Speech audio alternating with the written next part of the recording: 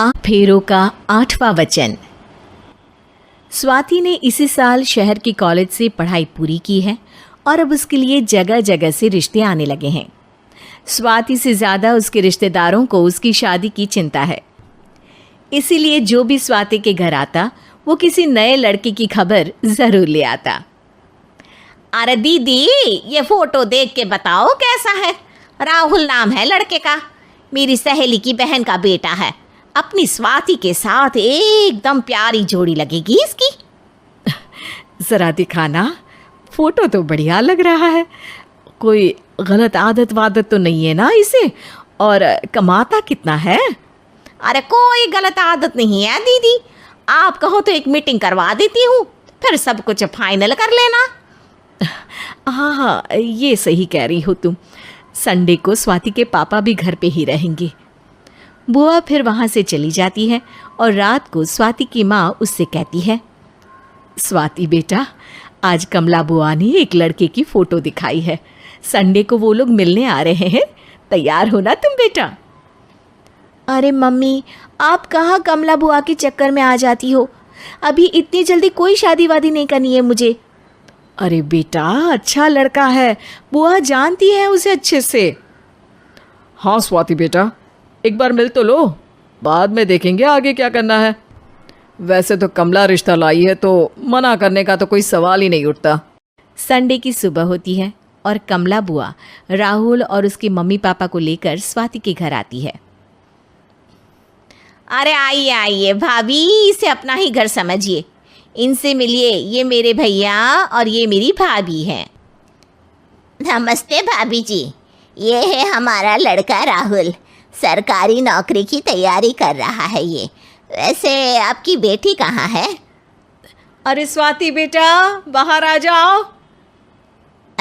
वैसे कितनी पढ़ाई की है स्वाति ने? जी, पोस्ट ग्रेजुएट है हमारी बेटी साइंस में। ये सब तो ठीक है, पर घर संभालना जानती है या नहीं? हमें कौन सी इससे नौकरी करवानी है, नौकरी तो मेरा बेटा करेगा ही। पर मैंने इतनी पढ़ाई की है और आप चाहती हैं कि मैं घर पर ही बैठी रहूं? अरे स्वाति बेटा, ये बड़ों की बात में तुम कहाँ बोल पड़ी? हम सब देख लेंगे क्या करना है क्या नहीं। हम तो इसी बात में विश्वास करते हैं कि घर के लड़के घर में ही रहे तो ज़्यादा अच्छा रहता है। वरना भाई साहब, आप तो आजकल के हाल जानते ही हैं, कितनी घटनाएं होने लगी हैं औरतों के खिलाफ। स्वाति बेटा, रसोई का काम तो पूरा जानती हो ना? शादी के बाद तुम्हें ही संभालना है वो सब।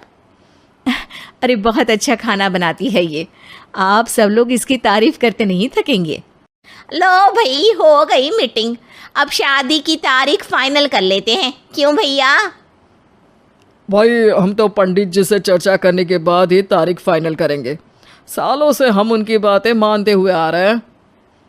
लड़के वाले और कमला बुआ की बातें सुनकर स्वाति एकदम नाराज़ हो जाती है और उसे लगने लगता है कि शादी के बाद उसे घर पर ही बैठना पड़ेगा।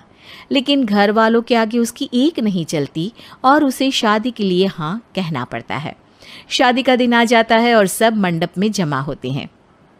अब फेरों का समय हो गया है, अब कन्या अपने वर से 7 वचन मांगेगी। आप किसी धार्मिक आयोजन में जाएं तो मुझे भी ले जाएंगे। आप मेरे माता पिता का भी बराबरी से सम्मान करेंगे, हमेशा मेरा साथ निभाएंगे। आपको दोनों परिवार की जिम्मेदारियां बखूबी निभानी होगी। हर ज़रूरी बात में मेरी भी राय लेंगे। आप सभी गलत आदतों से दूर रहेंगे। आप मेरे अलावा किसी और औरत से कोई गलत संबंध नहीं बांधेंगे। ये 7 वचन पूरे हुए, वर क्या तुम्हें ये सारे वचन मंजूर है? जी हाँ पंडित जी, मैं सारे वचन अच्छी तरीके से निभाऊंगा। अरे वाह वाह, बढ़िया तरीके से सब काम संपन्न हो गया। तो इसी के साथ विवाह संपन्न हुआ और आज से ये दोनों पति पत्नी हुए। 1 मिनट पंडित जी, अभी एक वचन लेना बाकी है। अब कौन सा वचन है बेटा? मैं अब हमेशा के लिए किसी दूसरे घर में जाने वाली हूँ, तो पति के अलावा मैं अपने सास ससुर से भी एक वचन लेना चाहूँगी। अब कहो बेटी। मैं ये चाहती हूँ कि मुझ पर किसी बात की कोई पाबंदी नहीं लगाई जाएगी। मुझे सब कुछ करने की आज़ादी होगी और मैं भी विश्वास दिलाती हूँ कि मैं एक अच्छी बहू बन के दिखाऊंगी। स्वाति की बात सुनकर उसके सास ससुर एकदम चौंक जाते हैं और कुछ बोल नहीं पाते कि उतने में कमला बुआ बोल पड़ती है। अरे बेटा, ये भी कोई कहने की बात है? रानी बन के रहोगी तुम तो। वचन देने से पहले सोच लीजिए, क्योंकि शास्त्रों में वचन ना निभाने वालों के लिए नरक से भी बदतर सजा लिखी है। स्वाति की चालाकी से वहाँ मौजूद सब लोग प्रभावित हो जाते हैं और लोगों में बदनामी ना हो जाए, इस कारण स्वाति के सास ससुर को उसे वचन देना पड़ता है। अरे कैसी अपशकुन वाली बातें कर रहे हैं आप पंडित जी। हमें मंजूर है बेटा तुम्हारी शर्त।